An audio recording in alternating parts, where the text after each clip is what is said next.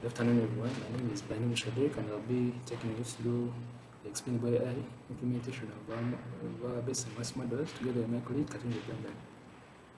So, the first ask ourselves, why are we using Explainable AI? And we use Explainable AI to make AI decisions more interpretable, and this allows us to validate the model reliability, ensure fairness, and build trust in AI-driven decisions, particularly in sensitive applications. And next, we are going to explore the AI techniques we implemented. And in order to achieve explainability, we implemented several techniques. The first one was LIME, which is local interpretable model agnostic explanation, and this one explaining video predictions by approximating the model locally. Then we also implemented SHAP, which assigns an importance value to each feature, quantifying its impact on predictions. Then we also implemented the partial dependence plots. This one show how a single feature affects the model's output while keeping other values constant. Then the random forest feature importance, which measures the contribution of different features using tree-based methods. Then lastly, we also implemented permutation importance, which evaluates the feature importance by randomly shuffling values and observing the prediction changes. So next, we're going to explore how the key findings we got for one of our models, which is the GNN model, based on the explainable AI techniques we implemented. So for the feature importance, the bio5, which is the bioclimatic variable, was the most influential feature, noting that tick and cattle were also important. Then, for local explanations, the LIME demonstrated that tick and cap had the strongest impact on predictions for specific cases. Then, for global trends, the partial dependence plots showed how different values of features like bio5 affected the prediction accuracy. And then, lastly, the permutation importance confirmed that bio5 and tick were the most crucial features for the model.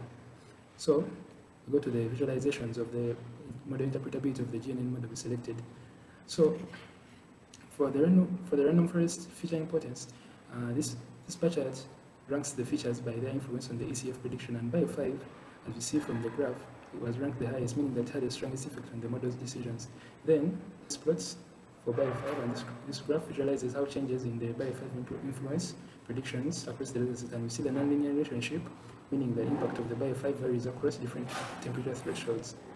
Then, next we're going to talk about the key findings of the explainable AI of the variational graph autoencoder, which was one of the models we selected to implement the explainable AI techniques. So,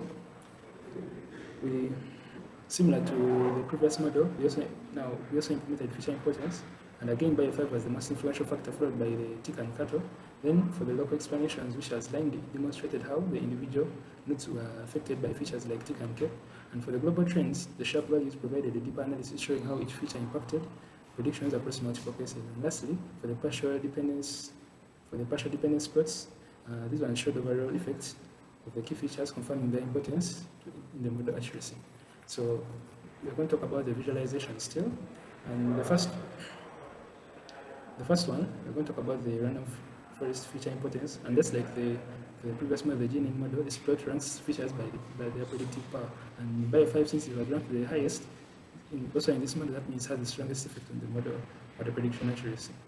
Then we also talk about the SHAP value summary plots, and this one highlights the nuanced relationship between features and prediction, showing how factors like tick and cap contribute positively and negatively. And then the partial dependence plot, this one is also similar, and it shows the effect of the bio5 on the predictions, reinforcing the fact that temperature variations significantly influence ECF risk. So that's it from me. Thank you very much. Good morning, I'm Katunde Brendan, Group 22, Machine Learning. Our topic is graph-based knowledge generation for unsupervised discourse detection.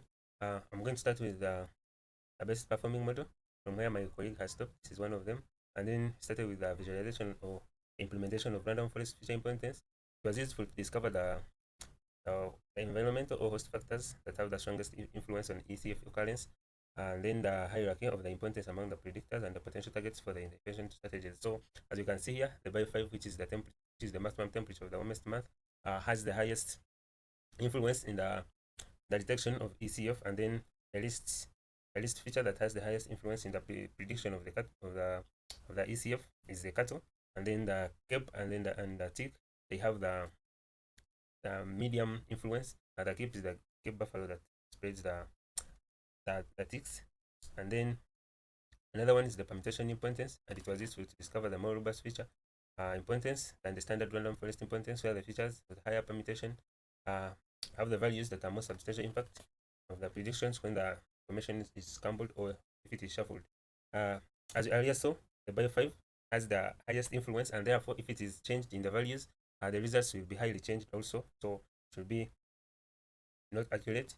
The permutation importance for the CAP and TIC bio 5. These plots were useful to discover the fundamental relationship between each predictor of the ECF risk threshold values, where the risk significantly increases or decreases, and nonlinear relationships that may not be obvious. As you can see here, the partial importance plots all the features. They have nonlinear relationships, which may not be so obvious to look at if it is not visualized. So another one is the local feature explanation for an ECF model. The bioclimatic variable bio 5, which is the maximum temperature of the warmest month, has the strongest influence overall. So when the bio 5 is greater than 0.5, 0.75, it strongly predicts the absence of ECF, and strongly predicts against ECF presence. So the red bars are against the no ECF, and then the red bar is for the ECF. Yeah. So if this red bar is predicting negatively, so it is predicting that there is high ECF, and if it is in the red bar, which is the cattle supports the ECF. Yeah. So another one, the convolutional graph networks model. This one was one of the worst performing models. The random forest, as I explained, the bio 5 has the strongest influence, the prediction, and then the permutation feature importance. We can see that this this cell is one of them, and if its figures are changed, it highly affects the results of the model. And then the local explanation for ECF, the red bars are predicting against the no ECF, and then the red bars are predicting for ECF. Then the partial dependence for bio 5 shows the feature which is the bioclimatic variable of the maximum temperature of the warmest month, and affects the model's prediction for ECF. As you can see here, it is non-linear, which may not be so obvious if at all it is not realized. Thank you.